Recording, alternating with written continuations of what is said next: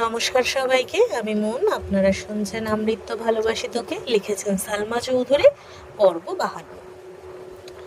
যাকে ঘিরে মেঘ লাক্ষাধিক স্বপ্নের পাহাড় বুনেছে, সেই আবির ভাইয়ের বুকে মাথা রেখে সারা রাত কাটিয়েছে, এটা ভেবেই মেঘের দু চোখে আনন্দে ছলছল করছে।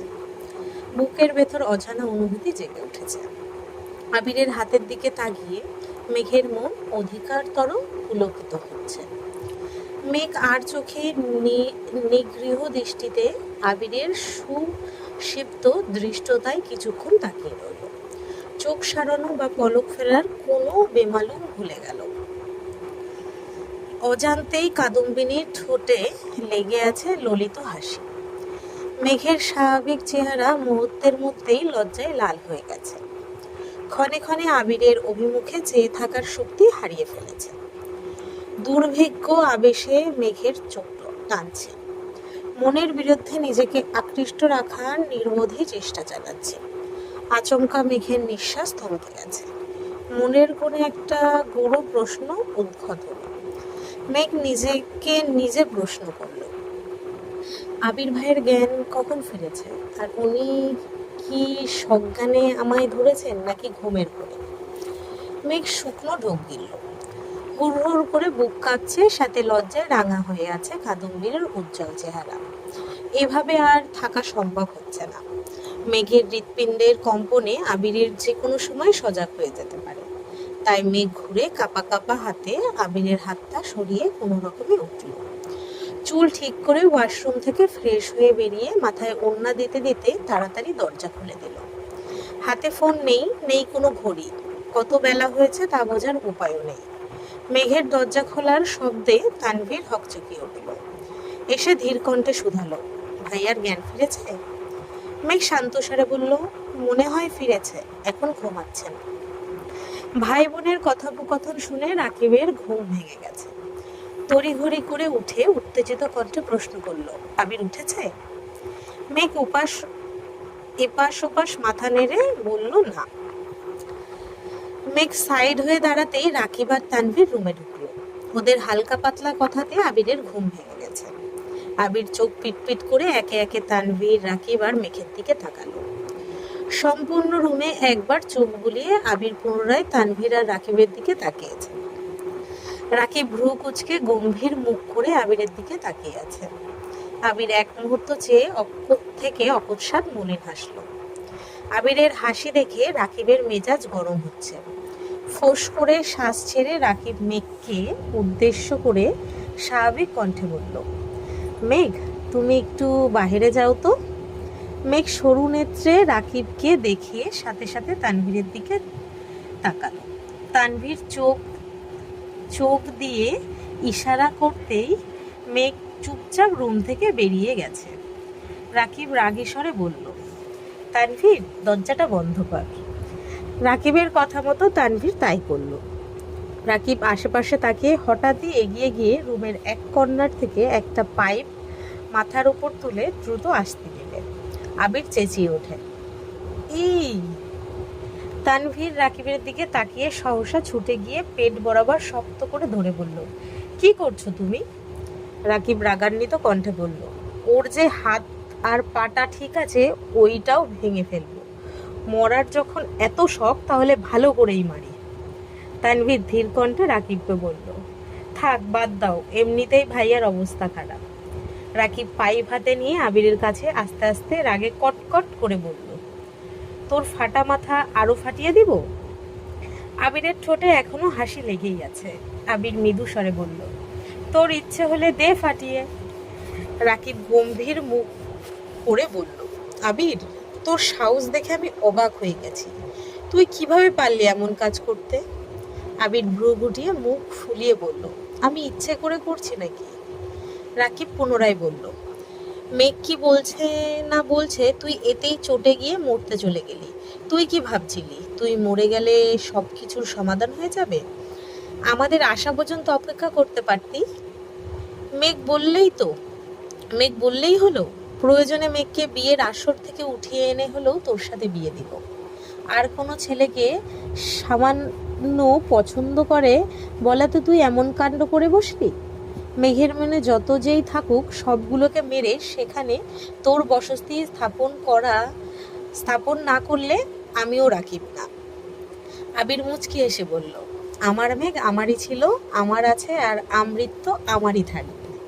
ও কোনো ছেলেকে পছন্দ করা তো দূর, কোনো ছেলের দিকে ভালোভাবে তাকিয়েও দেখে না। ওর মন মস্তিষ্ক জুড়ে এই আবির ব্যতীত অন্য কোনো পুরুষের অস্তিত্ব নেই, আর কোনোদিনও কেউ আমার কাদম্বিনীর প্রিয় পুরুষ হতে পারবেও না।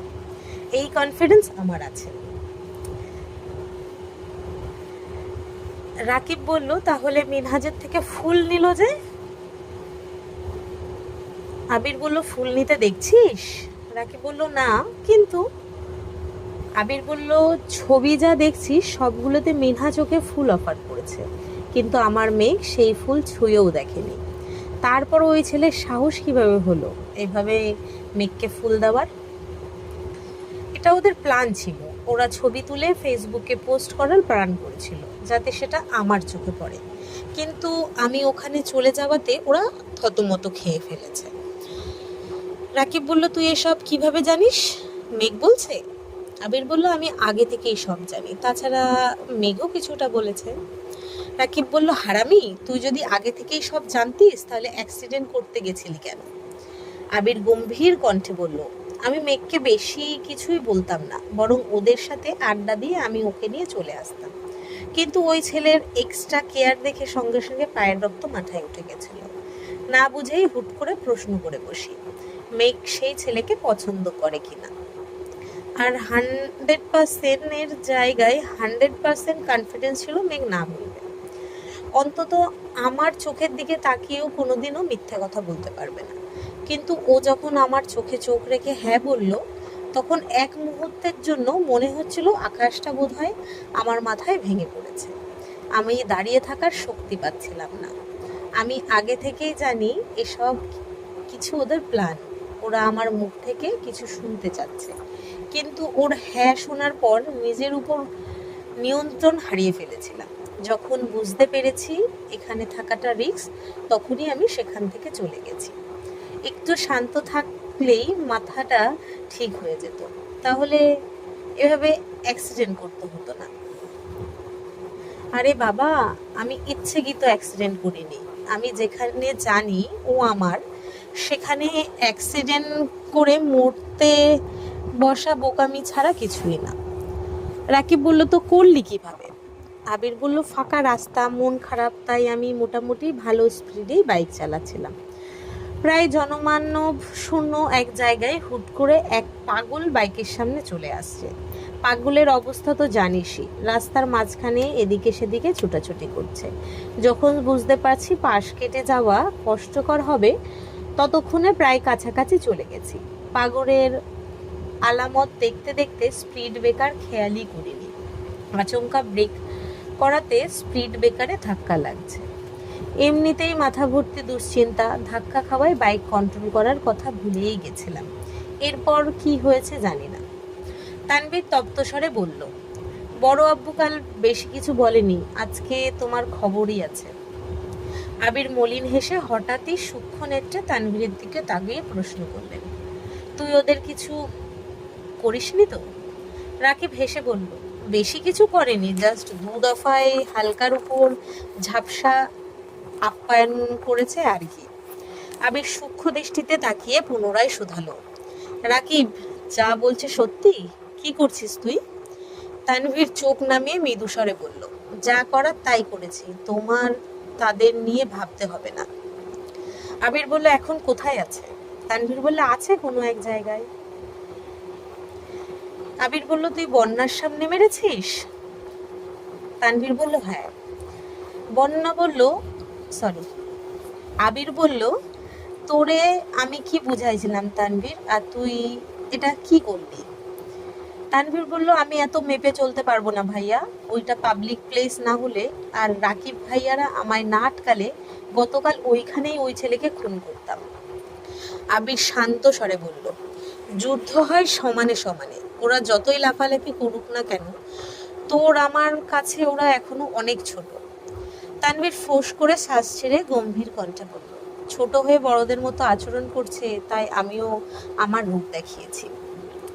আবির বলল, তোর আচরণে বন্যার তোর প্রতি বিদ্বেষ না চলে আসে। তানভীর বলল, আসলে আসুক, আমার জীবনে আমার ভাই বোনের সামনে বাকি সবকিছু গুরুত্বহীন। সে যদি এতটাই ম্যাচুর হয় তাহলে আশা করি অবশ্যই বুঝবে। আবির টুকটাক কথা বলে হঠাৎই গুরুতরে কণ্ঠে বলল, আমার জানটা বাইরে একা আছে। তানভীর, দেখতো আমার ময়না পাখিটা কি করছে। রাকিব মৃদু হেসে বলল, এত পীড়িত দেখাতে হবে না। তোর বাসর করার ইচ্ছে ছিল আমাদের জানাতে, সম্পূর্ণ অফিস সাজিয়ে প্রকাণ্ড আয়োজন করে তোদের বাসরের ব্যবস্থা করতাম। আবিরের চোখ উজ্জ্বলতায় ঝলমল করছে, মুখে লাজুক হাসি। তানভীর নিঃশব্দে হেসে পা বাড়াতেই রাকিব সহসা উত্তেজিত কণ্ঠে শোধালো, বাই দা ওয়ে, বাসর রাত কেমন কাটলো আবির? আবির ঠোঁটের কোণে হাসি রেখে উদাসীন কণ্ঠে বলল, ফুলের সুবাস ছাড়া বাসর রাতের সৌন্দর্য ফিকে মনে হচ্ছিল। ফুল দিয়ে সাজাতে পারলি না? রাকিব আবারও চেঁচিয়ে উঠল, বাস কইরে, বাসটা আন কেউ। তানভীর মেঘকে ডেকে নিয়ে আসছে। মেঘ নাকের ডগা পর্যন্ত ওড়না টেনে রেখেছে। মেঘ রুমে আসতেই আবির আর চোখে মেঘের দিকে তাকিয়ে আছে, কিন্তু মেঘের দৃষ্টি নিচের দিকে। ঘুরে এসে কোনো রকমে আবিরের পায়ের কাছে মাথা নিচু করে বসলো। তানভীর আর রাকিব নাস্তা আনতে বেরিয়ে গেছে। রুমে শুধু আবির আর মেঘ। আবির এক দৃষ্টিতে মেঘকে দেখছে। পাতলা ওড়নার আড়ালে মেঘের কুণ্ঠ অভিমুখে আবিরের নিষ্পলক চোখে তাকিয়ে আছে। তৎক্ষণাৎ রুমে আলী আহমেদ খান সহ মালিয়া খান এবং হালিমা খান ঢুকলেন। আলী আহমেদ খান রাগেশ্বরে বললেন, জ্ঞান ফিরেছে তাহলে? আবির খানিক হাসলো, আর কিছুই বলল না। আলী আহমেদ খান গুরুতর কণ্ঠে শোধালেন, তুমি কি ঠিক করেই নিয়েছো তোমার আম্মু আর আমাকে শান্তিতে থাকতে দিবা না? আবির কণ্ঠ খাদে নামিয়ে শান্ত স্বরে বিড়বিড় করে বলল, আপনাদের শান্তির জন্য প্রয়োজনে নিজের মনকে পুড়িয়ে ছাড়খাড় করে দেব। আলী আহমেদ খান ভারী কণ্ঠে শোধালেন, তানভীর কোথায়? আবির বলল, নাস্তা আনতে গেছে। আলী আহমেদ খান হুঙ্কার দিয়ে উঠলেন, তোমাদের মতো বয়সে বিজনেস করে একা হাতে সংসার সামলিয়েছে, আর তোমরা আজকে তুমি অ্যাক্সিডেন্ট করে পড়ে আছো, দুদিন পর তানভীর অ্যাক্সিডেন্ট করবে, এই বয়সে এসে তোমাদের জন্য টেনশন করতে হবে নাকি? আবির মৃদু হেসে ভারী কণ্ঠে বলল, এই তানভীর, তুই কিন্তু কোনোভাবেই অ্যাক্সিডেন্ট করিস না। তানভীর আচ্ছা বলতেই আলী আহমেদ খান পেছন ফিরে তাকালেন। তানভীর রুটি, কলা আরো অন্যান্য খাবার নিয়ে আসছে। মালিয়া খান শীতল কণ্ঠে আবিরকে বললেন, সাবধানে গাড়ি চালাতে পারিস না? আলী আহমেদ খান স্বাভাবিক কণ্ঠে বললেন, খাবার নিয়ে আসছি, আগে খাবার খেয়ে নে। মেঘ নীরব দর্শকের মতো মাথা নিচু করে চুপচাপ বসে আছে। মালিয়া খান আবিরের হাতে মুখ ধুয়ে দিয়েছেন। কিছুক্ষণ পর ডাক্তার এসে দেখে গেছে। ডাক্তার চলে যাওয়ার পর মালিয়া খান নিজের হাতে আবিরকে খাইয়ে দিতে লাগলেন। তানভীর, রাকিবও খাচ্ছে। হালিমা খান স্বাভাবিক কণ্ঠে শুধালেন, মেঘ, তুই খাবি না? মেঘ বলল, ক্ষুধা নেই, পরে খাবো। আবির তানভীরের দিকে তাকিয়ে ইশারা দিতেই তানভীর বসা থেকে উঠে এসে স্বাভাবিক কণ্ঠে মেঘকে বলল, হা কর। মেঘ বলে, খাবো না আমি। তানভীর আবারও বলল, হা করতে বলেছি। মেঘ মাথা তুলে অল্প করে হা করলো। তানভীর মেঘকে খাইয়ে নিজেও খেয়ে নিয়েছে।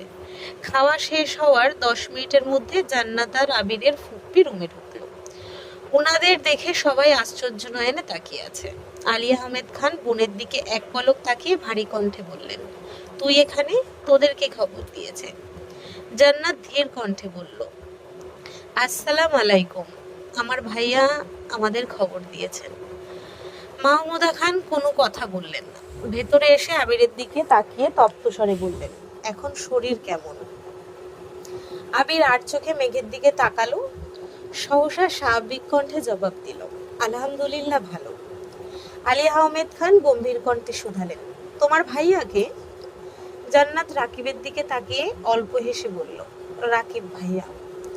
মালিয়া খান বিস্ময় সমেত একবার রাকিবকে দেখলো, আবার জান্নাতকে।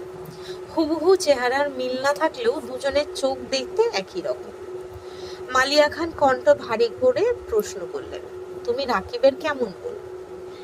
জান্নাত বলল, আপন বোন। আলী আহমেদ খান রাকিবের দিকে তাকিয়ে প্রখর তপ্ত স্বরে শুধালেন, জান্নাত তোমার বোন? রাকিব বলল, জি আঙ্কেল, আমার একমাত্র বোন। হালিমা খান আর মালিয়া খান শুধু মুখ চাওয়াচাওয়ি করছে। হালিমা খান প্রশ্ন করলেন, তুমি রাকিবের বোন, সে কথা আগে বলনি কেন? জান্নাত বলল, কখনো তেমন প্রয়োজন হয়নি, সেজন্য আর বলা হয়নি। জান্নাত মাহলিয়া খান বললেন, আবিরকে চিন্তা না? জান্নাত বলল, জি মোটামুটি চিনতাম। আলী আহমেদ খান জান্নাতকে প্রশ্ন করলেন, কিন্তু তোমাকে তো তানভীর বাসায় আনছিল, তানভীরকে তুমি কিভাবে চেনো? জান্নাত বললেন, তানভীর ভাইয়ার সাথে একটা প্রোগ্রামে দেখা হয়েছিল, পরিচয় দেওয়ায় চিনতে পেরেছি। তখন কথায় কথায় উনি মেঘের কথা বলেছেন, মেঘের জন্য টিচার খুঁজছিলেন। তখন ভাবলাম মেঘকে আমিই পড়াই, সেভাবে মেঘকে পড়ানো শুরু করি। হালিমা খান, মালিয়া খান ও আলী আহমেদ খানের একের পর এক প্রশ্নের প্রত্যুত্তরে জান্নাত প্রতিবারই বুদ্ধিমত্তার পরিচয় দিয়েছে। কোনো প্রকার মিথ্যার আশ্রয় না নিয়ে ঘুরিয়ে ফিরিয়ে সাবলীল ভঙ্গিতে সফল উত্তর দিয়েছেন। আলী আহমেদ খান অফিসে চলে যাবেন, সবার থেকে বিদায় নিয়ে দরজা পর্যন্ত গিয়ে আবার থমকে দাঁড়িয়েছেন। মাহমুদা খানের দিকে তাকিয়ে ভারী কণ্ঠে বললেন, বাসায় আসিস। জান্নাত আলী আহমেদ খানের দিকে তাকাতেই আলী আহমেদ খান মৃদু হেসে বললেন, তোমার শাশুড়িকে নিয়ে আমাদের বাসায় এসো। জান্নাত বলল, জি আচ্ছা।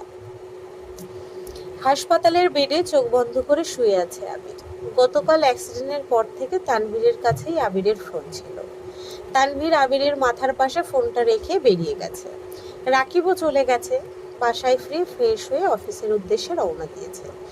তানভীর পার্টি অফিসের সামনে আসতেই দেখলো ভেতরে কয়েকজন কোনো বিষয় নিয়ে তর্কাতর্কি করছে। তানভীর দ্রুত ভেতরে গেল।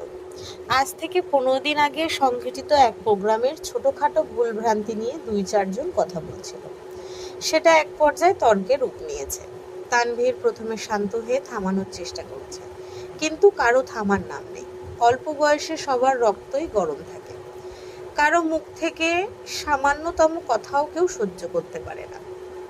বেসামাল পরিস্থিতি বুঝতে পেরে তানভীর উচ্চস্বরে ধমক দিতেই সকলে নীরব হয়ে গেছে। সময়টা যেন থমকে গেছে। সবাই মাথা নিচু করে দাঁড়িয়ে আছে, কারো মুখে কোনো শব্দ নেই। আবিরের বলা কথাগুলো মনে করে তানভীর দীর্ঘশ্বাস ছেড়ে সাবলীলভাবে বোঝানোর চেষ্টা করলো। সবাইকে থামিয়ে তানভীর নিজের চেয়ারে মাথা চেপে ধরে বসে আছে। গতকাল থেকে তানভীরের মেজাজ এমনিতেই খুব গরম। মেঘের অনাকাঙ্ক্ষিত আচরণ, আবিরের অ্যাক্সিডেন্ট, মিনহাজ আর তামিজের প্রতি তীব্র আক্রোশে তানভীরের মেজাজ তুঙ্গে। তানভীরের নিজের বোনের প্রতি যতটা না ক্ষোভ ছিল, তার চেয়ে বেশি রাগ হয়েছিল বন্যাকে সেখানে উপস্থিত থাকতে দেখে। বন্যার ম্যাচুরিটি তানভীরকে বরাবরই মুগ্ধ করে। মেয়েটা কখনোই উচ্ছৃঙ্খল আচরণ করে না, করলেও সেটা নির্দিষ্ট গণ্ডিতে সীমাবদ্ধ থাকে। যেমন যেমন মেঘদের সাথে থাকলে বন্যা ওদের মতোই দুষ্টামি ফাজলামি করে, আবার বাড়িতে থাকাকালীন ছোট ভাইয়ের সাথে খুনসুটিতে মেতে থাকে। অথচ স্যার, ম্যাম, তানভীর, আবির কিংবা বড়দের সামনে একদম শান্তশিষ্টভাবে কথা বলে। বন্যার কথা আর আচরণ কোথাও কোনো প্রকার অভদ্রতার ছোঁয়া নেই। মেয়েটার রাগ বোঝাবার কোনো উপায় নেই। গতকালের ঘটনায় বন্যার পরিস্থিতি দেখে তানভীর নিজেকে কোনোভাবে নিয়ন্ত্রণ করতে পারছিল না। আবির আর তানভীর দুজনের দৃষ্টিতে বন্যা মেঘের তুলনায় অনেকটাই পরিণত। কাউকে চোখ বন্ধ করে বিশ্বাস করলে খুব করে কিছু আশা করে না, পেলে তখন বুকের ভেতর যে আঘাতটা লাগে সেটা এত সহজে বোঝে না।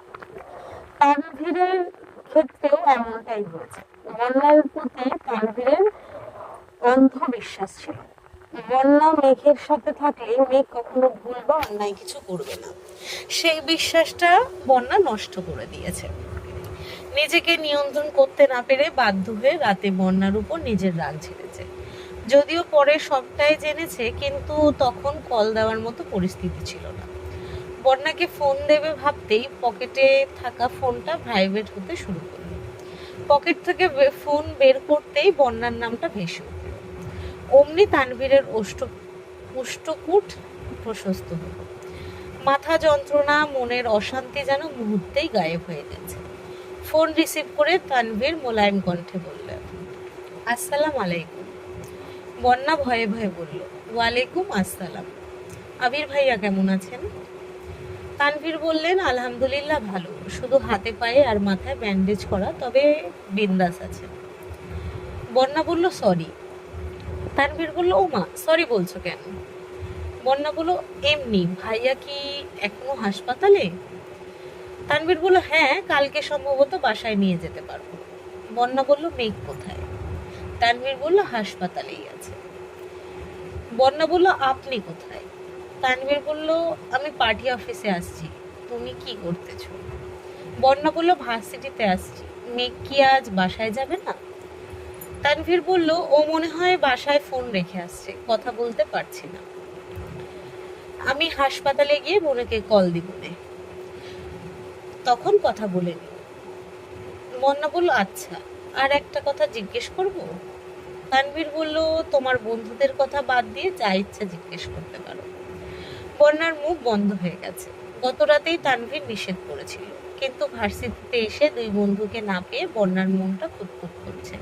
তাই তানভীরকে জিজ্ঞেস করবে ভেবেছিল, অথচ তানভীর আগে থেকেই সাবধান করে ফেলেছে। বন্যা ধীর কণ্ঠে বলল, আচ্ছা রাখি এখন। তানভীর বলল, কি যেন জিজ্ঞেস করতে চাইছিলে? বন্যা বলল, কিছু না, ভালো থাকবেন। তানভীর মুচকি এসে বলল, তুমিও ভালো থেকো, আর কোনো সমস্যা হলে জানো। বলদা ফোন কাটতে কাটতেই ঘুরতে নিলে আচমকা এক ছেলের সঙ্গে ধাক্কা লাগতে যাচ্ছিল। ছেলেটা দ্রুত সরে গিয়ে ভারী কণ্ঠে বলল, এই যে খুকি, কানা নাকি, দেখে চলতে পারো না? বন্যা ফোন কানে নিয়ে চোখ তুলে তাকালো। ছেলেটা বেশ ফর্সা, বন্যার তুলনায় হাইট অনেকটাই বেশি। চোখে সাদা গ্লাস, চুলগুলো গোছানো, পরনে শার্ট তার উপর আপরান। বন্যা ছেলেটার দিকে তাকিয়ে কপাল কুঁচকাল। ছেলেটা বিপুল চোখে বন্যার দিকে তাকিয়ে মুচকি হাসলো। তানভীর ফোনের ওপাশ থেকে গম্ভীর কণ্ঠে শোধালো, কে ধমক দিয়েছে? বন্যা ঠান্ডা কণ্ঠে বলল, চিনি না, রাখছি এখন।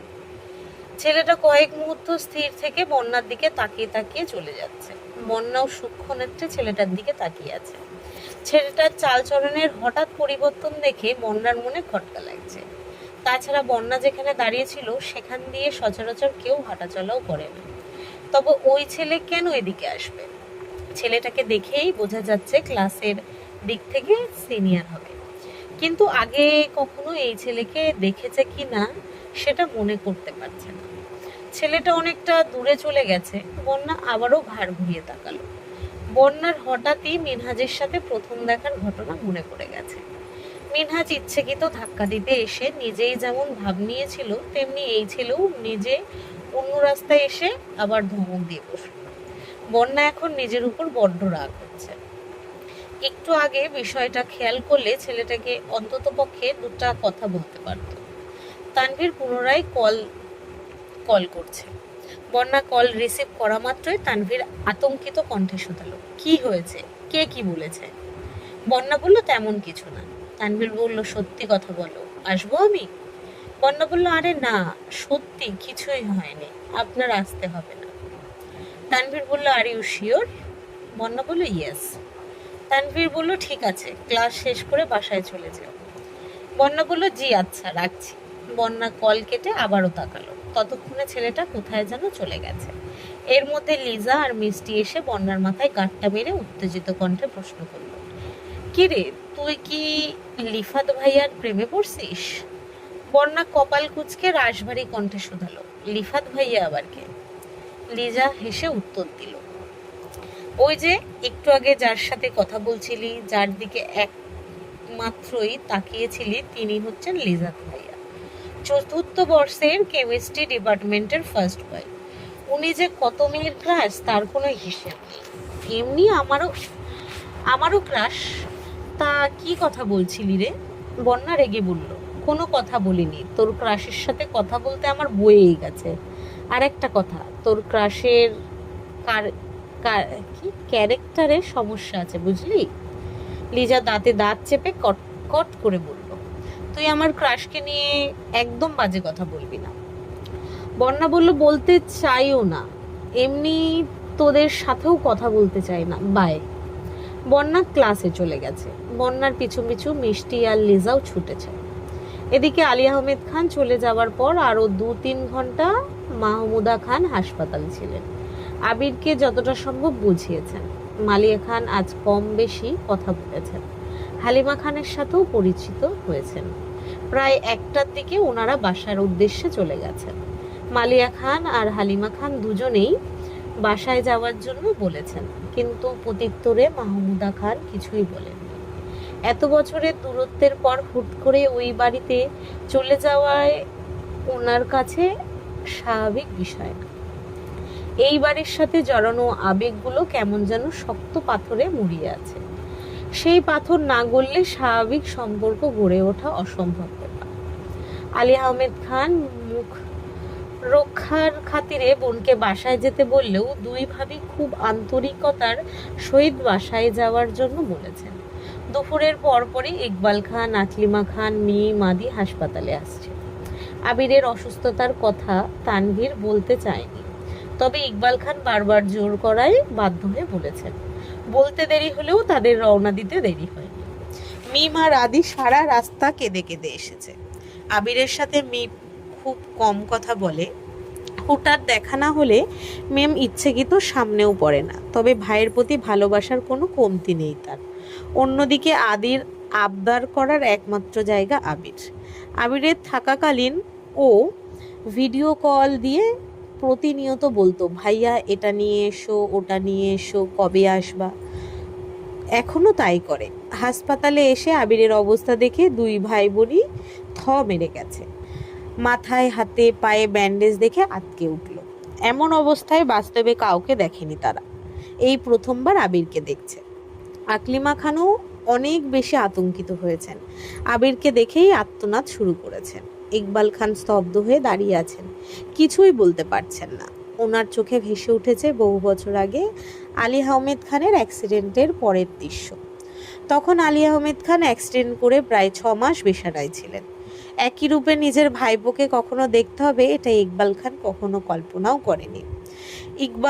ইকবাল খান তাড়াতাড়ি আবিরের রিপোর্ট চেক করতে লাগলেন, হাত পায়ের অবস্থা বোঝার জন্য। মাথায় চাপ বেশি খেলেও হাতে আর পায়ে খুব বেশি সমস্যা নেই। 21 দিন বেড রেস্ট থাকলে আশা করা যায় ঠিক হয়ে যাবে। দুপুর পেরিয়ে সন্ধ্যা হতে চলল। দুপুরে সবাই অল্প স্বল্প খেয়েছে, কিন্তু মেঘ কিছুই খায়নি। সে যে আবিরের পায়ের কাছে বসেছিল, সারাদিন যাবৎ সেখানেই বসে আছে।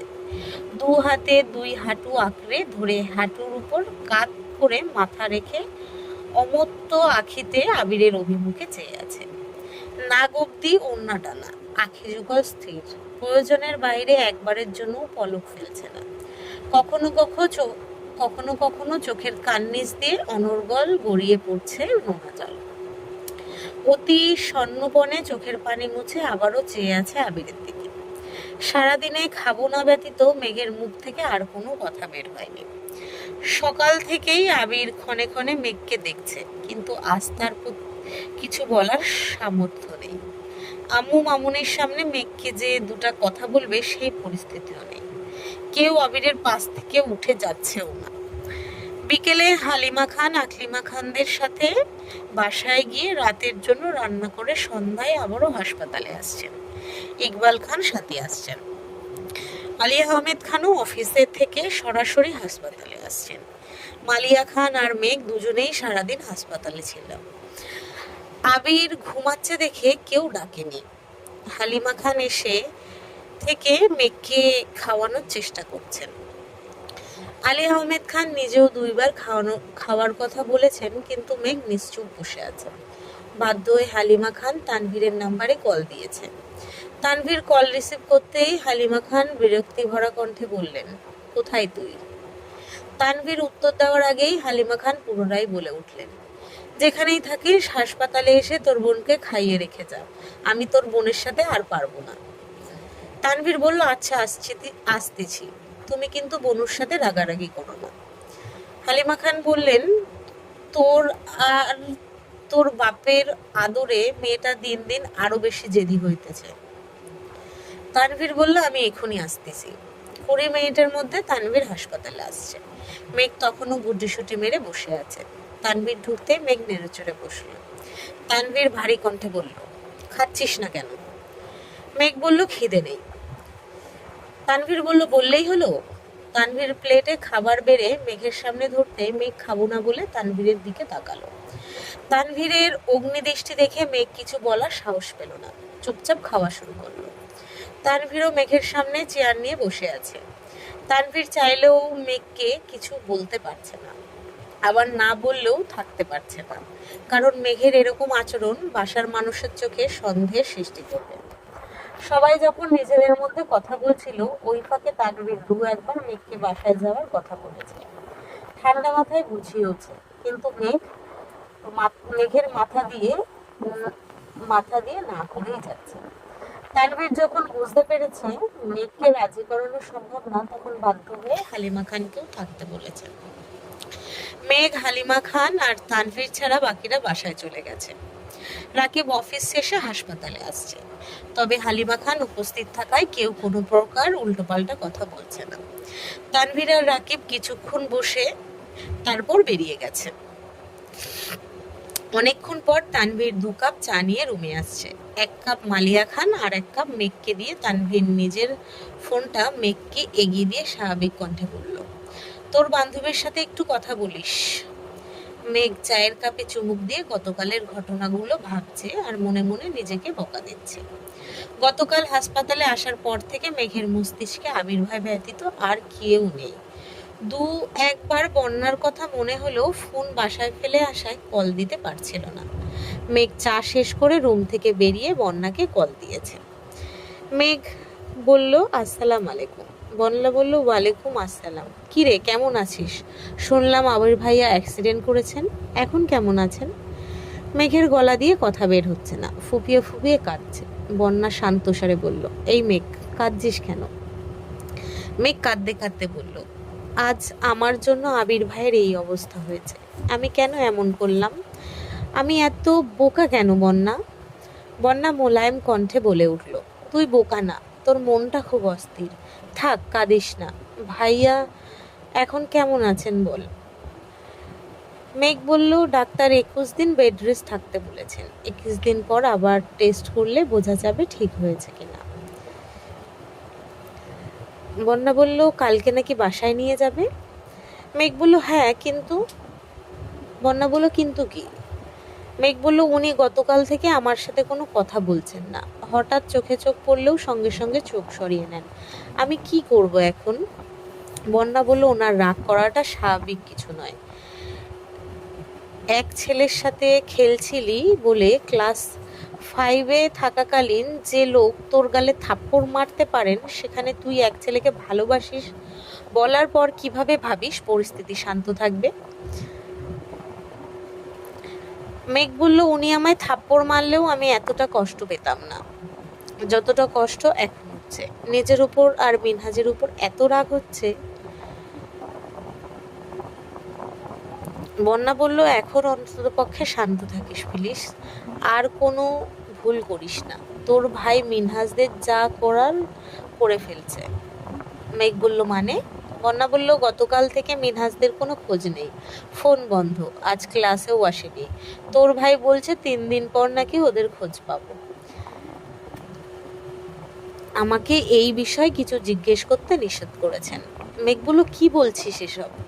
বন্যা বলল, ঠিকই বলছি, তুই ভুলে গেলেও এই প্রসঙ্গে কিছুই বলিস না। গতকাল থেকে তোদের টেনশনে আমি ঘুমাতে পারছিলাম না।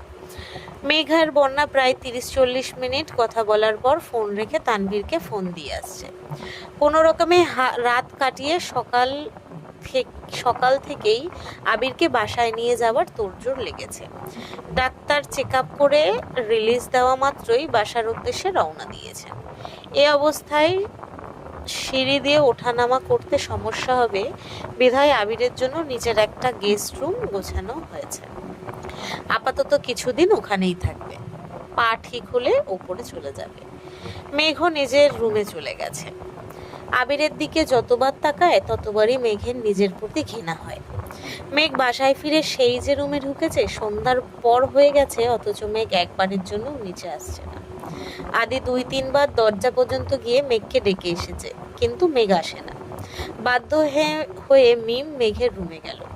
দরজার সামনে থেকে আপু বলে ডাকতে ডাকতে ভেতরে ঢুকলো। মেঘ টেবিলের উপর 2 হাতে মাথা ঠেকিয়ে বসে আছে। চুল এলোমেলো থাকার কারণে মেঘের মুখ দেখার অবস্থা নেই। মিম কাছে এসে ডাকলো, আপু। মিম কয়েক মুহূর্ত পরেই বুঝতে পারলো মেঘ পাচ্ছে। মিম যথাসাধ্য মেঘের চুলগুলো ঠিক করতে করতে মলিন স্বরে বলল, আপু তোমার কি হয়েছে, কাঁদতেছো কেন? মেঘের কান্নার তীব্রতা বাড়ছে, আরো বেশি ফুপাচ্ছে। মিম আতঙ্কিত কণ্ঠে মেঘকে ডাকলেন। মেঘ অনেকক্ষণ পর মুখ তুলে তাকালো। কান্নার তোপে মেঘের মুখ লাল টকটকে হয়ে গেছে, চোখ বেয়ে অনর্গল পানি পড়ছে, বাঁধি নেই জলের ধারার কোনো অন্ত নেই। মিম অবুঝ মেয়ের মতো চেয়ে আছে, প্রশ্ন করার ভাষা হারিয়ে ফেলেছে। মেঘ আচমকা মিমকে জড়িয়ে ধরে হাউমাউ করে কাঁদতে লাগলো। মিমের মন ব্যাকুল হয়ে আছে। অনেকক্ষণ পর মৃদুস্বরে শুধালো, আপু কাঁদছো কেন, কি হয়েছে তোমার, প্লিজ বলো আমাকে। মেঘ কাঁদতে কাঁদতে বলা শুরু করলো, আমি আবির ভাইকে অনেক ভালোবাসি, আমার নিজের থেকেও বেশি ভালোবাসি। ওনার অস্তিত্ব ব্যতীত আমি আমার সত্তা কল্পনা করতে পারি না। আমার সামান্য ভুলের কারণে আজ আবির ভাইয়ের এই অবস্থা। আমি নিজেকে ক্ষমা করতে পারবো না রে। বিস্ময়ে মিমের চোখ 3 গুণ বড় হয়ে গেছে। মিম আশ্চর্যজনিত নয়নে তাকিয়ে ব্যস্ত কণ্ঠে বললেন, তুমি আবির ভাইকে ভালোবাসো? মেঘ বলল, হুম। মিম বলল, কবে থেকে? মেঘ বলল, দেশে আসার পর থেকেই। মিম আর্তনাদ করে উঠল, তুমি আমাকে এতদিনে বলতেছো? মেঘ কাঁদতে কাঁদতে বলল, আমি এখন কি করব, ওনার সামনে যাওয়ার সাহস পাচ্ছি না। মিম বলল, কেন, তুমি কি ভাইয়ার মাথা ফাটাইছো নাকি? মেঘ বলল, আমার জন্যই উনি অ্যাক্সিডেন্ট করেছেন। মিম বলল, হ্যাঁ বলছে তোমায়, ভাইয়ার কপালে অ্যাক্সিডেন্ট লেখা ছিল, তাই করেছেন, চলো তো। মেঘ বলল, না আমি যাব না। মিম 2 হাতে মেঘের চোখের পানি মুছে শক্ত কণ্ঠে বলল, চলো আমার সঙ্গে, আমিও একটু দেখি ভাইয়ার সাথে তোমায় কেমন মানায়। মেঘ সিক্ত আঁখিতে তাকিয়ে মলিন হাসলো। মিম টানতে টানতে মেঘকে নিয়ে যাচ্ছে। মিমের টানের কারণে মেঘের আধখোলা চুল সম্পূর্ণ খুলে গেছে। আদুরের রূপ কেমন যেন ফ্যাকাশে দেখা যাচ্ছে। মিম মেঘের হাত ধরে টানতে টানতে সিঁড়ি এসেই চিন্তিত কণ্ঠে বলল, আপু একটা প্রশ্ন করি? মেঘ স্বাভাবিক কণ্ঠে বলল, কি? মিম বলল, তোমার আর আবির ভাইয়ের বিয়ে হলে আমি তোমাকে কি ডাকবো? আবির ভাইকেই বা কি ডাকবো? কথা সম্পূর্ণ করার আগে মেঘ 2 হাতে মিমের চোখ মুখ চেপে ধরে রাগী স্বরে বলল, ভুলেও যদি বাসার কারোর সামনে এ ধরনের কথা বলিস না, খুন করে ফেলবো তো।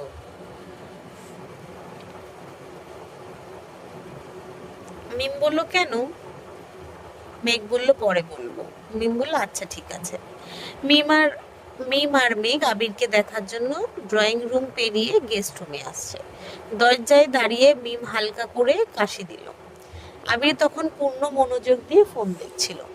ফোনের স্ক্রিন জুড়ে আবিরের কাদম্বিনীর এক উজ্জ্বল দৃষ্টতার বিবরণ। মুখে তার মিষ্টি হাসি, ডাগর ডাগর আঁখি জোড়া, তাতে গাঢ় করে কাজল রেখা টানা। আবির নেশাক্ত দৃষ্টিতে সেই ছবি দেখছিল। ছবির মালিক বহু বছর আগেই আবিরের হৃদয়ে স্থান করে নিয়েছে। অকস্মাৎ শব্দ হওয়ায় আবিরের ধ্যান ভেঙেছে। মুহূর্তেই ফোন রেখে চোখ তুলে তাকালো। সরাসরি নজর পড়ে মিমের দিকে। সূক্ষ্ম নেত্রে তাকাতেই মিমের পেছনে মেঘকে দেখতে পেল। মিম দরজা থেকে বলল, ভেতরে আসবো ভাইয়া? আবির বলল, আয়। মিম মেঘকে নিয়ে ভেতরে ঢুকলো। মেঘ চিবুক গলায় নামিয়ে রেখেছে। মিম টুকটাক কথা বলছে, কিন্তু মেঘ মাথা নিচু করেই দাঁড়িয়ে আছে। মেঘের নীরবতা আবিরেরও সহ্য হচ্ছে না, তাই বাধ্য হয়ে মিমকে উদ্দেশ্য করে বলল, আম্মুকে বল আমায় খাবার দিতে। মিম আচ্ছা বলে মেঘের হাত ছেড়ে রুম থেকে বেরিয়ে গেছে। আবির কয়েক মুহূর্ত মেঘের দিকে তাকিয়ে রইল। কতক্ষণ যাবৎ মেঘকে দেখছে তার হিসেব নেই। হঠাৎ রাশভারী কণ্ঠে বলল, সারাদিন শেষে এতক্ষণে আমার কথা মনে পড়ল? মেঘ মাথা নিচু করেই দাঁড়িয়ে আছে, থরথর করে হাত পা কাঁপছে। আবির বরাবর সূক্ষ্ম নেত্রে মেঘের দিকে তাকাচ্ছে। হঠাৎ মোলায়েম কণ্ঠে শোধালো, কি হয়েছে তোর? মেঘ কাঁপা কাঁপা কণ্ঠে বলল, আই এম সরি আবির ভাই। আবির বলল, সরি কেন? মেঘ বলল, আপনার এই অবস্থার জন্য আমি দায়ী। আবির চোখ ঘুরিয়ে এদিক সেদিক তাকিয়ে ঠান্ডার স্বরে বলল, কেন, তুই পেতনি সেজে আমাকে ধাক্কা মারছিলি নাকি? আবিরের এমন কথা শুনে মেঘ সহসা চোখ তুলে তাকালো। আবিরের মুখে হাসি দেখে মেঘ কপাল কুঁচিয়ে আহামুখের মতো চেয়ে আছে। আবির মৃদু হেসে বলল, এখানে বস এসে। মেঘ চুপচাপ এসে বসলো। কিছুক্ষণ নীরব থেকে মেঘ আবারও কান্না শুরু করে দিয়েছে। মেঘের কান্না দেখে আবির থতমত খেয়ে গেছে। তড়িঘড়ি করে বলল, এই আর কত কাঁদবি? দুদিন যাবৎ কেঁদেই যাচ্ছিস, এবার অন্তত থাম প্লিজ। মেঘের কান্না থামার কোনো লক্ষণ না দেখে আবির গম্ভীর কণ্ঠে বলে উঠল, এভাবে কেঁদে কি প্রমাণ করতে চাস? মেঘ বলল, মানে?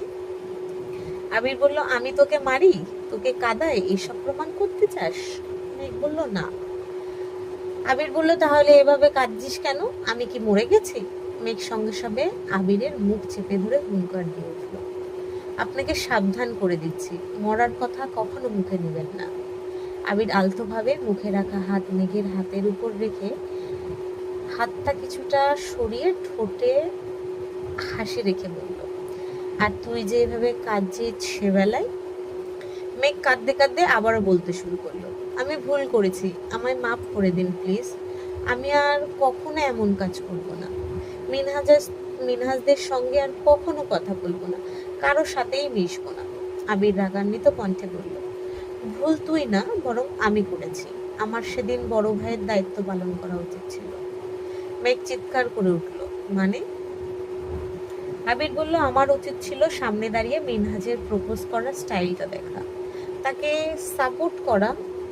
আমার আসলে ওইভাবে রিয়াক্ট করা ঠিক হয়নি, সরি। আমি সুস্থ হলে তাকে বলিস আবার তোকে প্রপোজ করতে। মেঘ বলল, জীবনেও না, আমি আর কথাই বলবো না, আর আপনি প্লিজ আজে বাজে কথা বলবেন না। আবির বলল, আজে বাজে কথা কি বললাম?